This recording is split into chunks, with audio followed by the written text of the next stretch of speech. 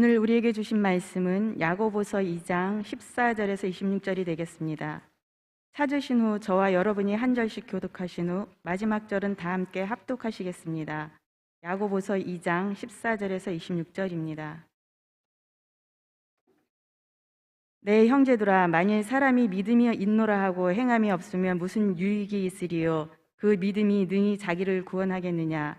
만일 형제나 자매가 헐벗고 일용할 양식이 없는데 너희 중에 누구든지 그에게 이르되 평안히 가라, 덥게 하라, 배부르게 하라 하며 그 몸에 쓸 것을 주지 아니하면 무슨 유익이 있으리요? 이와 같이 행함이 없는 믿음은 그 자체가 죽은 것이라. 어떤 사람은 말하기를 너는 믿음이 있고 나는 행함이 있으니 행함이 없는 내 믿음을 내게 보이라. 나는 행함으로 내 믿음을 내게 보이리라 하리라. 내가 하나님은 한 분이신 줄을 믿느냐? 잘하는도다. 귀신들도 믿고 떠너니라. 허탄한 사람아, 행함이 없는 믿음이 헛것인 줄을 알고자 하느냐? 우리 조상 아브라함이 그 아들 이삭을 제단에 바칠 때에 행함으로 의롭다 하심을 받은 것이 아니냐? 내가 보거니와 믿음이 그의 행함과 함께 일하고 행함으로 믿음이 온전하게 되었느니라. 이에 성경에 이른바 아브라함이 하나님을 믿으니 이것을 의로 여기셨다는 말씀이 이루어졌고 그는 하나님의 벗이라 칭함을 받았나니. 이로 보건대 사람이 행함으로 의롭다 하심을 받고 믿음으로만은 아니니라. 또 이와 같이 기생 라합이 사자들을 접대하여 다른 길로 나가게 할 때에 행함으로 의롭다 하심을 받은 것이 아니냐. 영혼 없는 몸이 죽은 것 같이 행함이 없는 믿음은 죽은 것이니라. 아멘. 뇌가 보거니와 믿음이 행함과 함께 일하고 행함으로 믿음이 온전하게 되었느니라. 아멘. 여러분, 에베소서 2장 22절과 다른 성경에 기억할 많은 부분들이 있지만 오늘 읽으신 야고보서 2장 22절, 야고보서 2장 22절, 에베소서 2장 22절은 함께 기억을 하며 삶의 자리에서 기도에 여러분 시간에서 함께 기억하면 매우 유익되는 하나님의 말씀이라고 생각합니다. 에베소서 2장 22절 말씀은 너희도 성령 안에서 하나님이 거하실 처소가 되기 위하여 그리스도 예수 안에서 함께 지어져 가느니라 라고 하는 지체의식, 조화능력, 예수 그리스도의 모퉁이돌을 중심으로 해서 선민과 이방인, 또 여러분 이제 간 믿는 지체들이나 오래 믿은 사람들이나 또 하나님 앞에서 남성이나 여성이나 어떤 신분이나 어떤 관계없이 오직 그리스도 예수의 모퉁이돌 코너스톤을 중심으로 해서 양벽이 이루어지는 것처럼 모든 이 땅에 있는 모든 주의 백성들은 다 그리스도 안에서 하나로 연결되고 그저 그들만 살아가는 공동체가 아니라 하나님이 거하시는 처소가 되기 위해서 함께 지어져가는 아름다운 하나님의 성전이다라고 하는 의미가 바로 지체의식 조화 능력이 에베소서 2장 22절 가정에는 부부가 될 수도 있고 부자지간이 될 수도 있고 부녀지간이 될 수도 있고 나와 이웃의 관계가 될 수도 있고 또 여러분 동양인과 서양인의 관계도 될 수 있는 모든 것들이 이 말씀 안에 들어있는 것이죠. 그러니까 이 에베소서 2장 22절은 공동체를 이루고 가정을 이루고 살아간다 하는 것 속에서는 매우 중요한 하나님의 말씀, 그리스도를 모퉁이돌로 삼고 그리스도 안에서 연합된 지체를 이루면서 살아가라. 또 그리스도를 중심으로 해서 모든 사람이 하나가 되라. 모퉁이돌로 두 벽이 하나가 되는 것처럼 하나가 되라 라고 하는 오직 그리스도 예수 안에서 그리스도 예수를 통해 그리스도 예수로 말미암아 하나 된 지체 이겁니다. 그런데 여러분 야고보서 오늘 읽으신 2장 22절 말씀에 보면 여러분 살아있는 믿음에 대해서 말씀하고 있어요.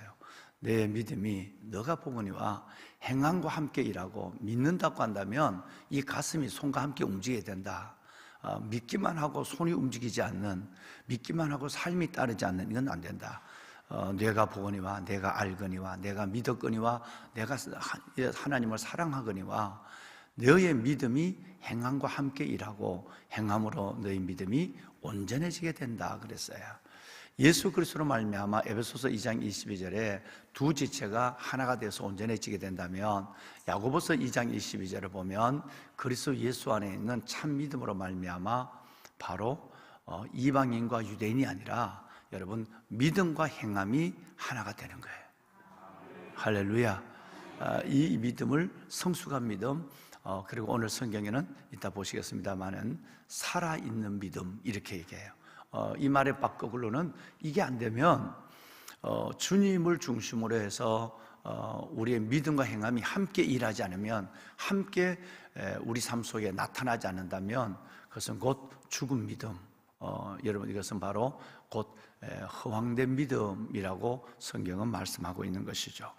보배로운 사랑하는 여러분, 자, 우리는 복음의 두 바퀴라고 하는 것을 우리는 늘 함께 나누고 있죠. 그렇죠. 복음의 두 바퀴가 있습니다. 복음이라고 하는 것은 오직 예수 그리스도, 그분이 어떤 것으로도 사유함을 얻지 못할 이 죄인을 위하여 십자가에 죽으시고 사흘 만에 부활하심으로 말미암아 그리스도 예수 안에서 값없이 주어진 영원한 생명, 이걸 복음이라고 그래요. 그런데 이 복음에는 두 바퀴가 있어요. 하나가 뭐냐면 오직 예수 그리스도를 믿는 거예요. 그 예수 그리스도를 믿는 것이 복음입니다. 그러니까 나를 위해서 오셨고 그 그리스도로 말미암아 내 영혼이 살아나고, 그리고 영원한 영생의 선물을 값없이 주님께서 주신 이 사실을 믿는 거, 그래서 구원을 받는 거예요. 영원한 생명을 얻는 것이고 주의 자녀됨이 되는 것이고, 소속이 마귀의 종 사탄의 사슬에서 하나님의 자녀로 신분의 변화가 일어나는 것, 거듭나는 것, 이걸 가리켜서 복음의 하나의 바퀴라고 얘기해요. 믿음으로 구원을 얻는 거예요. 들려주는 복음이에요. 그런데 또 하나의 바퀴가 있는데, 이건 뭐냐면 우리가 구원을 받았다면, 하나님의 자녀가 되었다면, 이제 우리가 하나님의 은혜 가운데 놓여 있다고 한다면, 이제 우리는 거기서 멈추는 것이 아니라 우리의 생활, 믿음 그 이후의 삶을 통해서 예수 그리스도를 다른 사람에게 보여줘야만 된다는 거예요. 그러니까 우리가 예수의 복음을 들려주는 복음만 아니라 이제는 우리의 삶을 통해서, 행함을 통해서 보여주는 복음, 이 두 가지가 따를 때 여러분 이것은 온전한 여러분 복음이 된다는 거예요. 그래서 복음의 두 바퀴예요. 예를 들어서 에베소서 2장 8절과 10절 말씀해 보면 2장 8절과 9절은 늘 우리는 제자훈련 할 때나 뭐 교회 안에서 어떤 성경 공부를 하더라도 우리는 이 말씀을 기억하고 외우고 있어요. 너희는 그 은혜에 의하여 믿음으로 말미암아 구원을 받았으니 이것은 하나님의 선물이라, 행위에서 난 것이 아니다. 그렇기 때문에 누구든지 구원을 받아도, 하나님의 자녀가 되어도 내 의가 있어서 된 것이 아니다. 이건 행위에서 난 하나님의 온전한 전적인 은혜, 전적인 선물이다. 그리고 여러분 여기까지가 바로 복음의 한 바퀴예요. 에베소 2장 8절과 9절 늘 말씀을 드렸지만, 믿음으로 구원을 받는다. 오직 예수 그리스도를 믿음 안에만 소망이 있다. 거기 생명이 있다. 이걸 믿는 거예요. 그런데 이건 복음의 한 바퀴입니다. 근데 또 하나의 복음의 한 바퀴가 있는데 그게 10절이에요. 우리는 이라고 시작되는 10절입니다. 우리 한번 읽어보실까요? 우리는 그가 만드신 바라 그리스도 예수 안에서 선한 일을 위하여 지으심을 받은 자니, 이 일은 하나님이 전에 예비하사 우리로 그 가운데서 행하게 하려 하심이니라. 아멘. 여러분 정말 이상할 정도입니다. 믿는 하나님의 백성들을 가르치는 이끌어가는 목자의 사명을, 선지자의 사명을, 주의 종을 사명을 감당하는 주의 종들도 그렇고, 또 믿는 성도들도 그렇고, 오직 8절과 9절에 천국, 영생의 티켓을 가졌다, 믿음으로 구원받아, 이건 끝나는 거예요. 이것이 전부인 줄 알아요. 마치 10절이 없고 복음이 9절로 끝나는 줄 알아요. 정말 중요한 복음의 한 바퀴가 10절에 붙어 있거든요. 여러분, 수레에 한 바퀴가 떨어져 있는 게 아니라 두 수레 바퀴가 있어야 이 수레가 여러분 존재할 수도 있고 끌려갈 수도 있고 끌려올 수도 있는 거예요. 하나의 복음의 바퀴가 예수 그리스도를 믿음으로 구원을 받는 거예요. 또 하나의 구원 바퀴가 하나님이 주님 안에서 선한 일을 위하여 창세전에 우리를 구원해서 창세전에 오늘 그 선한 일을 행하게 하시는 하나님의 뜻을 이루는 거예요. 넘어선 자의 삶입니다. 즉 삶의 증거가 우리 안에 있어야 된다는 거예요. 그러니까 이 두 가지를 두 번번을 짜듯이 잘라버리고 마치 여러분 먹으로 뿌려버리듯이 10절은 지워버려요. 오직 8절과 9절만 달달달달 외우고 다녀요. 이것만 외우고 이것만 가지고 구원받았으면 끝나는 거지 뭐 행동이 뭐 어떠지? 여러분 이것이 바로 복음의 무서운 여러분 제한이 아닐 수가 없는 것입니다. 그렇다고 한다면 오늘 이 말씀을 가지고 이제 오늘 읽으신 14절 이하에서 26절까지 마지막 절 말씀이 바로 이 내용이거든요.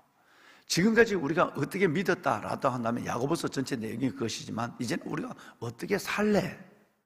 믿음을 가지고 살아가는 삶이 어떠해야 되는가라고 하는 것을 구체적으로 말씀하고 있습니다.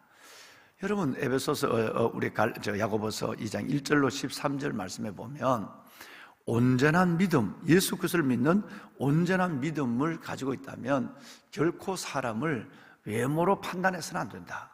사람의 차별해서는 안 된다. 사람을 멸시하거나 또 사람을 여러분 내가 선입관을 가지고 그 사람을 세상적 가치관으로 돼서는 안 된다. 그래서 구체적인 사례가 나왔어요.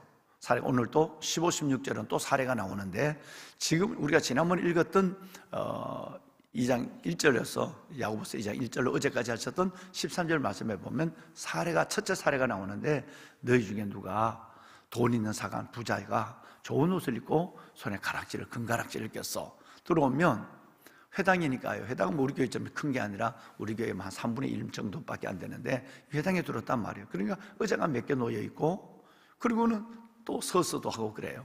그러니까 들어오니까 얼른 그 사람은 들어와서 앞에 와서 앉으라고 의자를 쪽으로 하고 대부분 섭니다. 예수님도 섰을 거라고 생각해요. 회당에서 가보라면 회당 말이죠. 그런데 좋은 옷을 입고 손에 금가락지를 낀 사람이 들어오면 내가 뭐라고 하느냐 하면 그냥 여기 와서 앉으라고 그러고 환대하고 환영하고 그래요. 그런데 남루한 옷을 입은 사람이 들어오면 가난한 자가 들어오면 뭐 왔느냐 하는 것도 없고 관심도 보이지 아니하고 환대도 하지 아니하고 뭐 서든지 가든지 너 가서 알아서 알아 이렇게 그를 보내버린다는 거예요. 내버려 둔다는 거예요. 이것이 교회 안에서 하나님을 예배하는 자리에서 이런 차별이 이루어지게 된다고 한다면 어제 우리가까지 읽은 말씀대로 이건 악한 생각이다. 두 번째 9절에는 하나님께 뭐를 하는 거다? 죄를 짓는 것이다. 창조주 하나님의 그 놀라운 그리스도 예수의 성육신의 구원의 질서와 그리스도의 머리 된 지체의식을 한순간에 내가 다 무시해버린 거다. 하나님이 해와 비를 의인과 악인에게 동일하게 내려주신 하나님의 그 공의를 저버린 것이고 또 우리같이 천하고 낮은 우리를 위해서 이 땅에 인간의 모습으로 오신 예수 그리스도의 성육신을 거부하는 것이고 또 더 나아가서는 머리 대신 예수 그리스도 안에서 우리는 있는 사람이나 없는 사람이나 잘난 사람이나 못난 사람이나 남자나 여자나 어린아이나 어른이나 다 한 지체가 되어 있는데 그 지체의 한 부분을 너는 뭐 별거 아니야 라고 지체를 무시하는, 그래서 성경은 오히려 너가 덜 귀하게 여기는 지체를 하나님이 더 귀히 여기고 그랬어요. 할렐루야. 여러분 이것은 뭐 한 번 있는 것이 아니라 로마서 12장 거의 전체예요. 고린도전서 12장 거의 전체입니다. 12. 그러니까 로마서 12장과 고린도서 12장 전체 보면 이 지체의식에 대해서 어마어마한 얘기를 하고 있죠.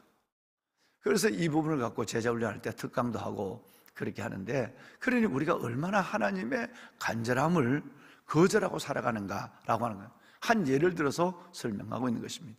자, 오늘도 여러분 이제 보시면 14절에서 17절까지는 우리의 선한 행위가 하나님 안에서 죽은 믿음, 그리고 다른 말로는 무용한 믿음을 여러분 드러내는 것이 된다. 내가 즉 선한 행위가 없다면, 내가 믿기는 있는데 내 선한 행위가 없다고 한다면 죽은 믿음을 드러내고 무용한 믿음, 아무 쓸데없는 무용한 믿음을 드러내는 것이 된다라고 하는 것을 14절에서 17절까지 얘기해요. 그 사이에 15, 16절을 보면 두 번째 예가 나와요. 실제적인 예가 한번 읽어볼까요? 만일 형제나 자매가 헐벗고 일용할 양식이 없는데 너희 중에 누구든지 그에게 이르되 평안히 가라, 덥게 하라, 배부르게 하라 하며 그 몸에 네. 쓸 것을 주지 아니하면 무슨 유익이 있으리요. 네. 여러분 이제 두 번째 신뢰가 나오는 거예요. 두 번째 신뢰가 나오는데 이게 뭐냐 하면 너희 중에 누구든지 우리 뭐 형제 자매 우리의 이웃이 아무것도 못 있고 아무것도 못 먹어. 그런데 이렇게 얘기해요. 믿음이 좋은 내가 평안하세요. 어떤지 평안을 지키도록 하십시오. 그리고 몸은 따뜻하게 해야 됩니다. 몸은 차가우면 안 돼요. 그리고 식사 거르지 마세요. 이 얘기를 하는 거예요. 아무것도 먹을 것이 없는데 이 얘기를 하는 것이 너희에게 무슨 유익이 있으리요? 라고 얘기해요. 자, 여러분 잘 보셔야 돼요. 우리가 믿음을 가지고 내 안에 사랑이 있다니까요. 동정이 있어요. 동정이 있는데 헐벗고 굶주리고 있는 사람에게 어떻게 하든지 하나님의 평안을 잃어버리지 마세요. 그리고 몸을 따뜻하게 해야 돼요. 몸은 정말 따뜻해야 돼요. 그리고 식사 절대 거르지 마세요 라고 얘기해요. 여러분 이게 무슨 유익이 있겠느냐? 자, 그러면 무슨 유익이 있겠느냐는 말씀을 꼭 기억하시고 다시 오늘 여러분 14절 시작한 첫 절 올라갈까요? 14절 시작. 네, 형제들아, 만일 사람이 믿음이 있노라 하고 행함이 없으면 무슨 유익이 있으리요? 그 믿음이 능히 자기를 구원하겠느냐? 예. 자, 여러분 반어적 의문형이라고 그래요. 이것을 반어적 의문형 두 번 나오죠. 무슨 유익이 있겠느냐? 이 말이 굉장히 중요합니다. 너 믿음이 크다고? 너가 목사라고? 그게 무슨 유익이 있어? 라는 얘기예요. 이 얘기는 우리가 지난번에 했어요. 이제 곧 또 나와요. 예수님이 산상수훈에서 너가 목회자라고 필요 없다는 거예요. 의미 없다는 거예요. 이 얘기를 예수님이 직접적으로 합니다. 조금 이따 보시라고 하고. 여러분 지금 보시는 14절에 무슨 유익이 있으리요? 그리고 16절 말씀에도 보면 무슨 유익이 있으리요? 라고 얘기해요. 내가 믿음을 갖는다. 이 말은 좀 더 한 발 더 깊이 들어가면 너가 예수 믿고 구원받았다. 그게 무슨 유익이 있겠느냐? 이 말이에요. 내가 예수 믿고 구원받았다. 자녀가 됐다. 그게 무슨 유익이냐? 이거는 더 나중에는 예수님이 무슨 말로 합니다. 그 얘기는 나중에 하고 또 하나는 너가 믿음이 있고 직분이 있다고 하는 거. 이게 무슨 유익이 있겠느냐? 아무 유익이 없다는 거예요. 이거를 여러분 반어적 의문형이라고 그러는데 이 반어적 의문형은 주님이 극단적으로 성경에는 표현하는 겁니다. 성경을 읽다가 이 반어적 의문형이 오면 매우 심각하고 극단적인 얘기를 해요. 아마 설교를 그렇게 하면 왜 은혜롭게 설교 안 하고 왜 저렇게 무서운 설교를 할까? 뭐 이렇게 많은 사람이 마음에 다를 정도로 한 거예요. 예수님이 이거보다 몇 배나 더 합니다. 화 있을진저 영원히 어둠 속에 나갈진저 뭐 어마어마한 저주를 해요. 여러분 이것이 그만큼 이것은 무서운 거라. 내가 믿음이 있는데 행함이 없어요. 내가 수레가 한 바퀴밖에 없단 말이에요. 외발 수레를 끌고 가는데 이건 불완전해요. 짐도 실을 수 없어요. 짐만 돼요. 수레가 나를 도와줘야 되는데 내가 수레를 도와줘. 이게 짐만 되는 거예요. 믿음은 있는데 행함에 바퀴가 없는 거예요. 여러분 들려주는 복음, 보여주는 복음 이 두 바퀴 중에 하나밖에 존재하지 않는 거예요. 이게 무슨 유익이 있겠느냐? 그 수레가 너에게 무슨 삶에 도움이 되겠느냐? 너를 어떻게 도와? 오히려 너가 수레를 끌고 가는 아무것도 싣지 못한 수레를 버릴 수도 없고 끌고 갈 수도 없는 짐만 되지 않겠느냐? 우리의 믿음이 이것이라고 한다면 어떻게 하겠느냐 그랬어요. 여러분 다시 14절을 보겠습니다. 14절 말씀에 보면 여러분 한번 읽죠. 다시 한번 읽습니다. 내 형제들아 만일 사람이 믿음이 있노라 하고 행함이 없으면 무슨 유익이 있으리요? 그 믿음이 능히 자기를 구원하겠느냐? 자, 여러분 이것이 전체의 오늘 26절까지 내용의 전체의 서론이고 결과예요. 만약에 우리가 믿음이 있다고 하는데 내가 저와 여러분의 믿음으로 구원을 받았다고 하는데 하나님의 자녀가 됐다고 하는데 신분이 거듭났어요. 거듭났다고 하는데 행함이 없다고 한다면 그 구원이 그 자녀됨이 그 오늘 갖는 믿음이 무슨 유익이 있겠느냐? 그 다음에 말은 그 믿음이 능히 자기를 구원하겠느냐? 또 반어적 의문형이 또 하나가 나와요. 이 얘기는 참 말씀드리기 조심스러운 거예요. 자칫시장적으로 얘기하면 여러분 이 행함에 대한 부분이 믿음으로 구원을 받는 솔라피데에 대한 이해를 바꿀까 싶어서 매우 어려운 것인데 성경은 이렇게 아주 어려운 얘기를 바로 직설적으로 합니다. 구원받은 믿음이 무슨 유익이 있겠느냐? 그 믿음이 너 자신을 구원할 수 있겠느냐? 얘기는 행함이 없다고 한다면 그 믿음 정말 구원받았을까? 라고 하는 거예요. 여러분 심각한 거예요. 매우 무서운 거죠. 자, 그렇다면 여러분 이제 우리가 이 말씀에 대해서 아까 얘기한 좀 더 예수님의 말씀을 들어볼 필요가 있어요. 그러면 야고보 한 사람, 예수님의 동생 야고보만 이 믿음을 가지고 있어서 자기가 독선적으로 설교하고 독단적으로 자기가 성경을 풀어가는가? 아니라는 거예요. 예수님은 이거보다 훨씬 더 심각합니다. 마태복음 7장을 보시면 여러분 마태복음 7장을 보시면 21절 이하에서 이런 얘기가 나와요. 나더러 주여 주여 하는 자마다 다 천국에 들어갈 것이 아니요 다만 하늘에 계신 내 아버지의 뭐대로? 어떻게 한다고요? 행하는 자라야 들어가요. 여러분 이것 때문에 굉장히 많은 분이 고민해요. 믿음으로 구원을 받았으면 됐는데 여기 행함을 요구한다? 그러면 행함은 구원의 조건인가? 라는 부분에 고민을 갖게 되죠.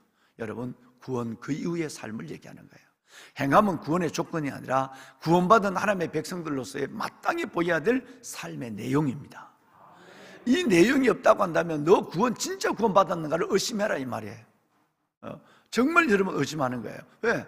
내가 구원을 받았다면 내가 이 어마어마한 구원의 감격이 있다고 한다면 그 은혜 때문에 하나님 앞에 이렇게 살 수 없다는 거예요. 그런데 그 은혜를 크기를 은혜의 그 놀라운 그 깊이를 깨닫지 못하니까 우리는 그렇게 못 사는 거지. 정말 은혜를 받았다면 그 예수님이 그랬잖아요. 너가 예를 들어서 5천만 원 탕감을 받았어. 아니 5억을 탕감 받았어. 이건 더 큰 돈이에요 실은. 뭐 500억 정도를 빚졌는데 내가 죽을 지경에서 나를 한순간에 빚을 없애줬어. 그런데 길 가다가 여러분 5천 원 내한테 돈 끌어간 친구를 만났어요. 야, 너 왜 돈 안 갚아? 너 죽을래? 그랬더니 멱살을 잡고 그냥 한 방 때린 것도 아니고 법정에 끌고 가서 감옥에 집어넣어 버렸다는. 이게 있을 수 있겠느냐? 말도 안 돼. 근데 그 말도 안 되는 일을 우리는 너무너무 자연스럽게 하고 있다라는 얘기를 예수님이 하고 있는 거예요. 얼마나 어마어마한 여러분 선물 하나 받은 것도 이게 참 기쁨이 되는데 영원한 생명을 영원한 천국을 선물로 받았다니까요. 이 은혜가 어마어마한데 이 선물을 받은 사람이라면 내가 주를 위해서 그 은혜가 너무 커서 주님의 말씀대로 살아가는 요만큼 요거 하나 못한다? 이거는 말이 안 된다는 거예요. 그러니까 예수님께서 너가 그 놀라운 은혜를 받고 주여 주여 하는데 진짜 그 은혜의 깊이를 넓이를 길이와 높이를 안다면 너 그렇게 이 모습으로 살 수 있을까? 그 불가능하다. 하늘에 계신 내 아버지의 뜻대로 행하는 자라야 들어간다 라는 말. 22절을 볼까요? 22절. 그날에 많은 사람이 나더러 주여 주여 우리가 주의 이름으로 이제 얘기 나옵니다. 주의 이름으로 내가 목회를 했어요. 주의 이름으로 귀신을 쫓아냈어요. 주의 이름으로 내가 능력을 행했단 말이에요. 그러니까 주님이 나를 통해 나타났다는 것이고 내가 주님 앞에 쓰임을 받았다는 거예요. 이거 어마어마한 얘기예요. 내가 얼마나 오랫동안 목회를 했는데 내가 얼마나 오랫동안 장로가 됐는데 내가 얼마나 오랫동안 권사강수 집사 됐는데 내가 이 하나님의 은혜가 어마어마한 은혜가 직분적 사명적 은혜가 내게 와서 나가 그 일을 그냥 나 게을리한 게 아니야. 얼마나 내가 열심히 하는지 몰라. 주의 이름을 말씀으로 선포하고 귀신을 촉사하고 수많은 능력을 행했어. 하나님이 나를 통해 나타났고 내가 하나님의 방법이 됐단 말이야. 그런데 여러분 이렇게 말을 하는데 23절 진짜 그럴까? 주님은 이렇게 얘기하는 거예요. 그래? 너가 목회자라고? 너가 장로라고? 너가 안수집사 집사라고? 교회 몇십 년 유전적 신앙을 가지고 있다고? 천만에 난 그렇게 안 본다. 자 여러분 마지막입니다. 시작. 그때 내가 그들에게 밝히 말하되 내가 너희를 도무지 알지 못하니 불법을 행하는 자들아 내게서 떠나가라 하리라. 세 가지 말은 심판의 말입니다. 알지 못한다. 불법을 행하는 자다. 떠나가라. 여러분 이것은 저주예요. 우리 주님이 심판해요. 행함의 믿음이 얼마나 중요한가를 말하거든요. 지금 근데 우리는 이걸 자연스럽게 믿어서 구원받았으면 됐지 뭐 행함은 할 수 있으면 하고 어려우면 안 해도 되고, 즉 순종적 믿음이 없는 거예요. 제자 훈련을 여러분 했습니다. 하고 있습니다. 지금 10번을 하고 11번째입니다. 그러면 이 제자 훈련을 해서 많은 걸 깨달았어요. 많은 걸 알았어요. 그래서 그 다음에 이겁니다. 그래서 어떻게 됐는데, 너 삶이 어떻게 변했는데, 아는 것, 이것이 중요한 것이 아니라, 배운 것이 중요한 것이 아니라, 너의 삶이 주님 안에서 주님 중심으로 어떻게 바뀌어졌는데, 즉에서 삶의 증거, 7대 비전 중에 넘어서 이제 삶의 내용이 너에게 있느냐 안 하는 거예요. 이것이 없다고 한다면 이것은 주님이 엎어 놓는 거 아닙니다.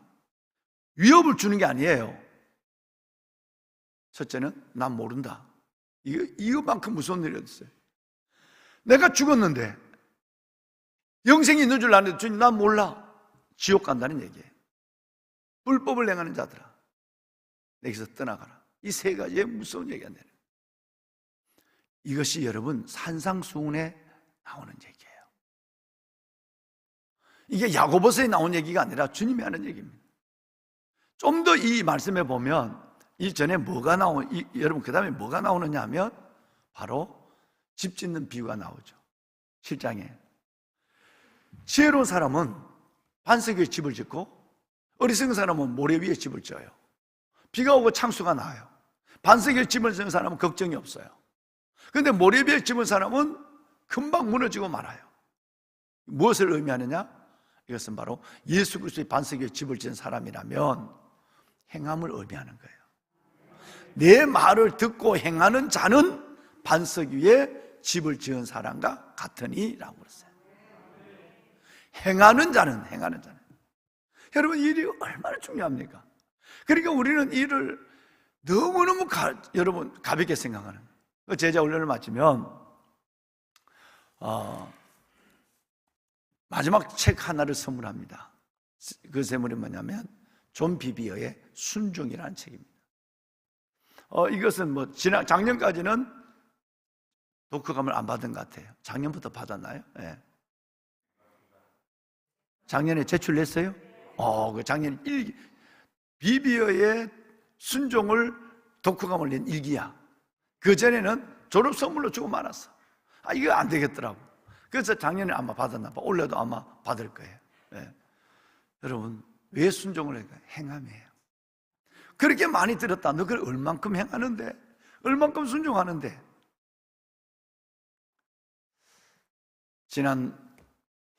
지난달인가요? 이번 달인가요? 이제 기억도 안 나네. 우리 저기 시골에서 목회하는 목사님이 있는데, 근데 여러분 그 시골인데 목사님이 개척해서 20년이 됐는데 뭔 일을 하느냐 하면 그 주위에 있는 여러분 청각 장애인들, 이 청각 장애인 분들을 위해서 예배를 2번 드리다가 이제 장소가 없으니까 위에 집에다 그 없는 돈에 위층을 또 하나 전세를 해서 아예 거기는 청각 장애인 분들이 이제 수화로 예배를 드리는, 그래서 수화 하시는 분을 배우고 또 사모님이 열심히 지금 수화를 또 배워서 수화를 사모님도 하시고, 유 목사님이라는 분이 이 얘기를 들었어요. 참 귀하다. 어떻게 큰 교회가 알아서 하겠지 뭐. 우리 교회 같이 개척교회 같은데 저렇게 또 청각 장애인들을 위해서 우리가 일을 꼭 해야 되나? 우리가 지금 얼마나 할 일이 많고 재정이 소요되는데. 뿐 아니라 청각 장애인 분들을 또 이렇게 봉고를 갖고 또 돈 모시고 와서 처음에는 2분이었대. 이제는 20명이 넘는데. 그 얘기를 들었어요. 제가 어디 가서 이제 집회를 했어요. 최근에 워낙 집회를 막 어디 간지 모르겠어요. 집회를 해서 내가 마음에 두고 있었죠. 그래서 내가 한번 전화를 드렸거든요. 목사님, 참 귀한 일을 한다. 뭐 교회적으로 도와줄 것이 좀 없을까? 그 어려운 일을 하는데 목사님 저는 목사님께 은혜를 받으면서 그렇게 사역을 하고 있으니까 그것만 해도 내가 너무 큰 은혜를 끼쳤다는 거예요. 근데 가면 내가 마음에 뚝딱 담고 있었죠. 내가 기도만 하고 잘 되냐? 필요한 거 없어? 말만 하는 건 이거는 아까 얘기한 것처럼 헐벗고 굶주려 있는데 어떻게든지 평안해야 돼. 어떻게 하든지 몸을 따뜻하게 해. 어떻게 하든지 굶고 다니지 마. 밥 먹어. 이 얘기한 건 똑같은 생각이 든 거예요. 어느 집회를 갔더니 여러분 사례금을 줘요. 사례금을 내가 안 받으니까 벌써 마음에 생각을 하고 있었죠. 그래서 내가 그쪽으로 보내라고 그랬어요. 연락이 왔는데 그분이 시를 2편을 적어서 연락이 왔어. 목사님, 나는 얼마인지 몰라. 그 열어보고 드린 것이 아니니까. 교회에서 그 교회를 도와줄 수도 있어요.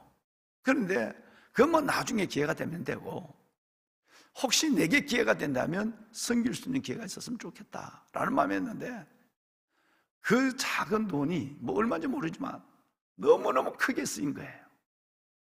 그래서 목사님이 시를 2편을 써서 왔는데 그 시가 감동이었어요.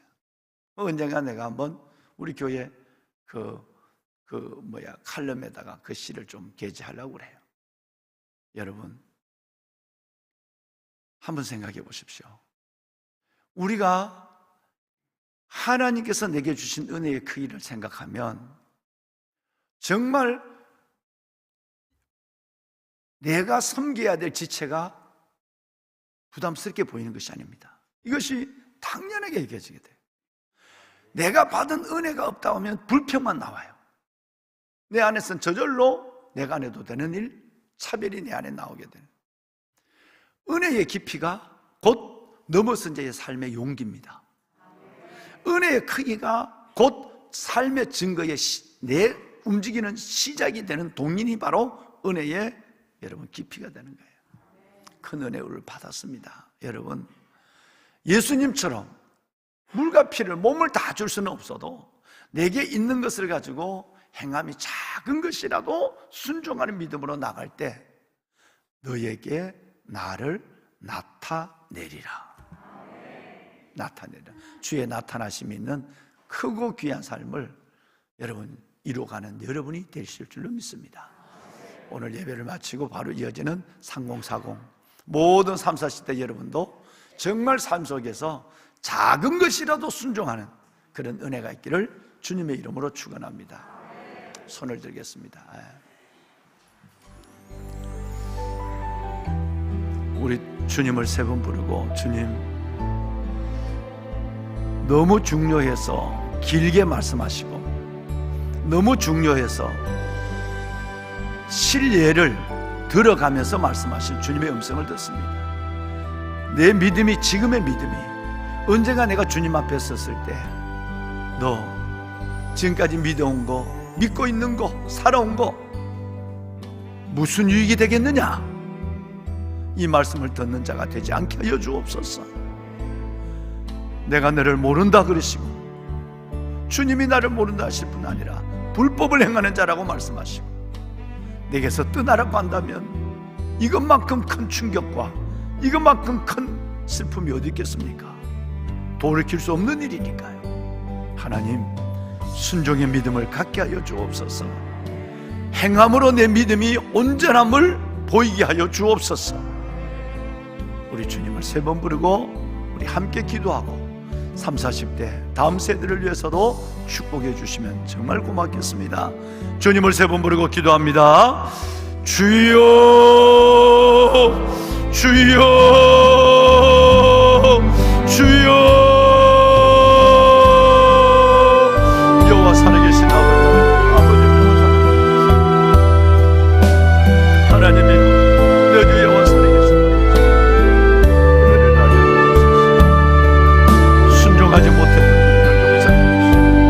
내 믿음의 행함과 함께 일하고 행함으로 나의 작은 믿음이 온전해지는 역사를 보게 하여 주옵소서. 행하게 하소서. 아름다운 주의 모습, 새벽을 깨우는 귀한 영혼들에게 복을 주소서. 함께 하소서.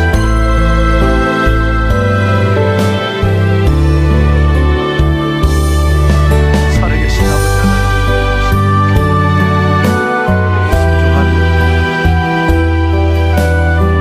하나님, 주의 말씀을 하나님 우리를 구원하신 주님 앞에 우리는 그가 만드신 바라 이를 위하여 하나님이 전에 예배해서 우리를 그 가운데 행하게 하려 하십니다. 하나님, 선한 일을 위하여, 행함 있는 믿음을 위하여 순종하며 살아가는 복을 주옵소서. 아버지여, 말만 하는 하나님의 종이 되지 않게 하시고 말만 하는 심령이